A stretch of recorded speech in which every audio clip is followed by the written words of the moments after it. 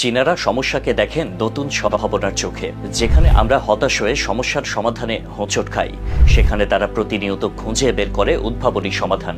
যেমন ধরুন, বর্তমানে কাঠের দাম আকাশ ছোঁয়া, যার কারণে ফার্নিচার অনেকের জন্যই দুঃস্বপ্নে পরিণত হয়েছে। কিন্তু চীনারা এই সমস্যার সমাধান খুঁজে পেয়েছে বাঁশের মধ্যে। পরিবেশ বান্ধব এই উপাদান এখন তাদের ফ্যাক্টরিগুলোতে দিনরাত রূপান্তরিত হচ্ছে শক্ত কাঠের বিকল্পে। এতে একদিকে যেমন কমছে খরচ, তেমনি বেঁচে যাচ্ছে অগণিত গাছ। প্রশ্ন হচ্ছে, চীনারা কেন বাঁশ ব্যবহার করছে?